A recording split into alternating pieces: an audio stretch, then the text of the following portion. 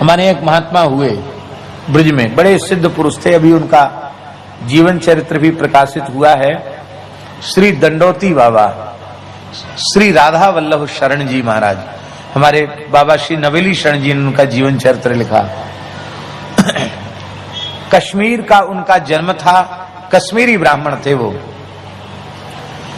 और वहां से बड़ा दिव्य विलक्षण जीवन है। ब्रज में आए तो यहाँ 365 दंडोती परिक्रमा उन्होंने गोवर्धन गिरिराज जी की 365 बरसाने की 365 वृंदावन की दंडोती परिक्रमा की।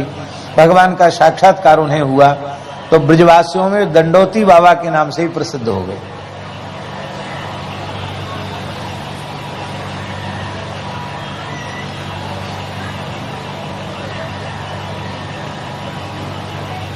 किस प्रसंग में हम तो बात भूल गए, किस प्रसंग में क्या कह रहे थे हम? स्मरण दिला है क्या? हाँ जी हाँ, 3 कार्य कर सकते हैं गौ के लिए। एक तो हाँ, तो उन्होंने जो श्री राधा वल्लभ शरण जी महाराज, उनकी एक जो विशेष बात हम आपको निवेदन कर रहे हैं वो ये कि व्यक्ति जब समझौता कर लेता है कि अब क्या है, अगतिक गति है, जो उपलब्ध हो रहा है बाजार में घी दूध दही, उसी से हम अपना सब काम करेंगे, तो धर्म का नाश हो जाता है। अर्थ का नाश भी होता है और धर्म का नाश भी होता है। आपने पैसा खर्च किया तो अर्थ का नाश हुआ और धर्म का भी नाश हो गया। कर्म का नाश हुआ, धर्म का नाश हुआ, अर्थ का नाश हुआ, अपना जीवन भी नष्ट हो गया। तो उनके जीवन की एक जो बात हमारे ध्यान में आई, वो बात यह है खान पान की शुद्धि के ऊपर वो बड़ा ध्यान रखते थे। आहार की शुचिता में बहुत भारी ध्यान रखते थे दंडोती बाबा।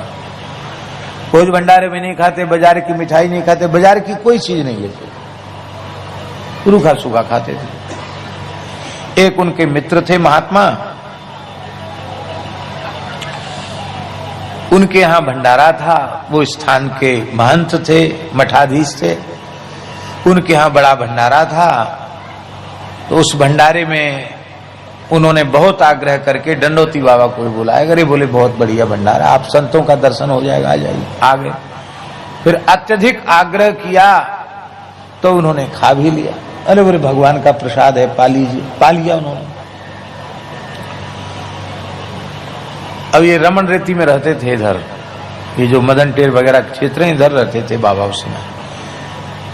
तो बाबा आए जब अपनी कुटिया में, तो उनको जैसे ही वो जप में बैठते थे, ध्यान में बैठते थे, तो राधा वल्लभ संप्रदाय के संत थे, उनके अपने आराध्य ठाकुर जी श्री जी उनके ध्यान में प्रकट हो जाते थे। तो उनकी नित्य विहार की लीला का वे अनुभव करते थे।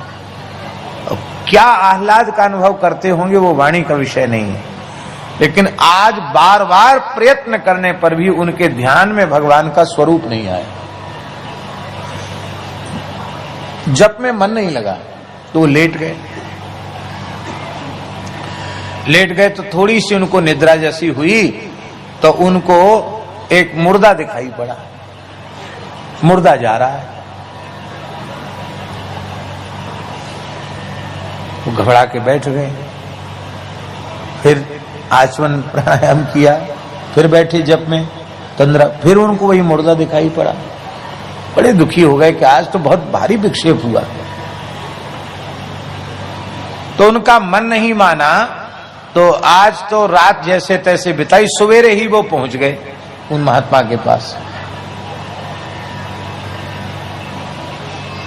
महाराज जी आप सवेरे सवेरे कैसे आए? बोले मैं बहुत बेचैन हूं, बहुत परेशान हूं। जो तुम्हारे आश्रम में भंडारा देने वाली जो माता जी हैं वो है क्या वहां? यहाँ? बोले हाँ है, वो यही है। बोले मैं कुछ पूछना चाहता हूं, आपने भंडारा किया? माता जी बोली हाँ। तो बोले देखो झूठ तो बोलना नहीं, सत्य सत्य बताओ कि धन की व्यवस्था कैसे जुटाई गई थी। किस प्रकार का धन है तुम्हारा? हमारे बहुत विक्षेप हुआ है। तो उसने कहा, वो घबरा गई, महात्मा एकदम तमके हुए थे। तो उसने कहा, महाराज जी आप क्षमा करना, हमारे यहाँ एक परंपरा है कि जो मरने लग जाता है कोई व्यक्ति तो उसकी छाती पर कुछ रुपया धन रख देते हैं। बोले हमारे वैश्यों में, मारवाड़ियों में परंपरा है, छाती पर रुपया रख देते हैं। लोग कहते छाती पे धर के ले जाओगे, तो हम लोग छाती पे धर देते हैं और उसी धन को फिर उसके भंडारे आदि में खर्च करते हैं। तो हमारे परिवार में कोई मर गया था बड़ा बूढ़ा, उसकी छाती पर जो रुपया रखा था उसी से ये विशाल वृंदावन में भंडारा हुआ।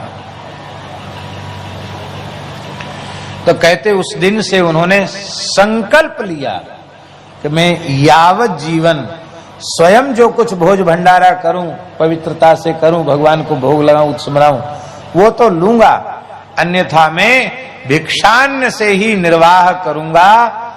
किसी भी व्यक्ति, हाँ उनके यहाँ लोग आते थे, बड़े लोग जुड़ गए थे, तो वो लोग पैसा चढ़ाते थे, 100 रुपया 50 रुपया, और गांव के लोग आते थे, वो 1 रुपया 2 रुपया 5 रुपया चढ़ाते थे। कभी विशेष उत्सव में कोई आ गया, उन्होंने कोई स्थान नहीं बनाया था, ऐसे ही रहते थे अनिकेत भाव से।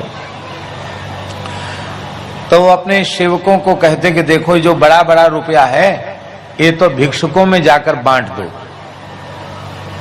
अथवा जहां गायों की सेवा होती हो वहां लगा दो, और 1 रुपया 2 रुपया 4 आना 8 आना जो है वो हमारे पास रख दो, उससे हमारे ठाकुर जी साग भाजी का खर्च चलेगा। क्यों?